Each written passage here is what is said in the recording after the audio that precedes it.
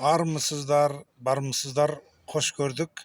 Біздің тыңдармандарымыз, көрермендеріміз осыдан 4 ай бұрын Ағымарал апаның ақ дастарханы деп мен осындай видео салған едім. Міне сол Ағымарал апасының, менің балдарымның міне 4 ай өтіпті. Міне мынау ертеңге 9 май, 7 май мерекеге арнап шығарған екен. Міне үйіне келіп қайтадан Ағымарал апаның ақ дастарханынан дәм татқалы отырмыз. Міне қалай қамырды илейді, қараңыздаршы, міне керемет, қандай тамаша.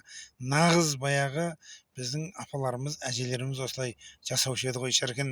Қазір көбіне қолдан қамырды жаймай жатамыз. Ол уақыттың тапшылығы, кейде жұмыста болады деген сықылды. Мен енді қолмен жайған қамырға жететін тамақ жоқ. Қазақтың ең тамағының төресі, сұлтаны. Міне қалай иілеп жайып жатыр. Мынау жастар әсіресе көрсін, осы салт дәстүріміз, әсіресе осы тағамдардың ішіндегі осы біздің ұлттық тамағымыз бесбармақ. Міне бесбармақты қалай істеу керек екенін, қамырды қалай илеп, қалай жаю керек екенін міне осы Ағымарал апаның үйінде, міне көз алдарыңызда қалай идіріп, қалай жайып жатқан міне көріп тұрсыздар. Қандай керемет, ауылдың иісі аңқып тұр шіркін. Қазақтың қамыр ауқатына не жетсін, қазы қарта, жал жая, міне оқтауменен қалай кәдімгі жайып жатқан көріп тұрсыздар. Керемет. Қазір енді етті алғанын, қазанда еттің қайнап жатқанын көрсететін боламыз. Міне қандай қағаздай қылып кәдімгі жайып жатыр Ағымарал апамыз, біздің керемет аңқылдақ, ақ жарқын, ақ пейіл кісі. Міне әр осы мерекелерде үйіне шақырып дәм таттырып тұрады. Балдар көрсін деп, балдарды міне қалай екіге бүктеп, міне көрдіңіздер ме, екі зуала қылып міне жайып жатыр.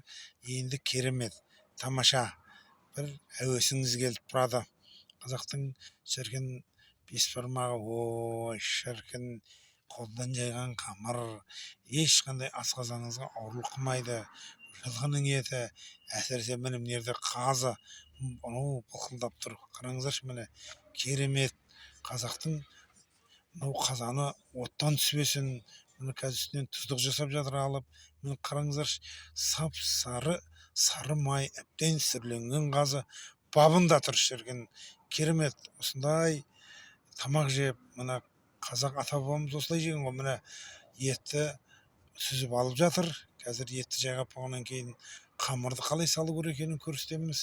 Енді көп адамдар біледі ғой, әсіресе қалада тұратын жастар көрсін деп, үлгі болсын, осы жастар салт дәстүрімізді ұмытпасын, әсіресе осы біздің ұлттық тамағымыз естен шығып кетпесін деген жағдайда, мәселеде көрсетіп отырмыз. Міне бұл қандай керемет. Міне ет, жылқының етін кәдімгі буын бұрқыратып тұрып сүзіп алып жатыр. Қазір міне қараңыздаршы, қандай керемет. Қазақтың әр үйінің осы қазаны етке тола болып, ет қайнап жататын болсын.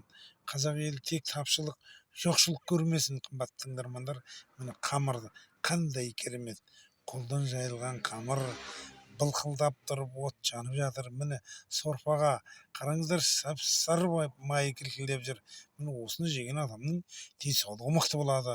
Мынау көшедегі болмашы тамақтарды жей бермей, ол енді жол үсті жүріп бара жейтін тамақ қой ол. Мынау үйде отырып осындай қазан көтеріп, осындай ет асып, осындай қамыр ауқат жегенге не жетсін, қымбатты тыңдармандар. Міне қандай керемет. Өзім бір әуесім келіп, бір сондай демалыс болып отыр. Мен өзім арнайы келіп түсіріп алдым осы жасап жатқан тамақты. Осы жастарға, осы біздің болашағымызға осы сабақ болсын, осыдан үйренсін, осы ата бабамыздың не жегенін көрсін деген міне мақсатта көрсетіп отырмыз. Міне қамырды, мына қолдан жайған қамыр еш уақытта жабыспайды, көрдіңіздер ма? Қараңыздаршы, міне ал енді дүкеннен де әкеп жеп жатады. Енді ол бір сондай асығыс жағдайда бір енді болып қалады ғой. Ондай негізі қамырды жайып, илеп, зуала қылып осындай жайып жегенге не жетсін. Міне алдарыңызға ет, міне ет әкелді. Не деген, қараңыздаршы, Ағымарал апаның ақ дастарханы гүлдей болып жайнап тұр.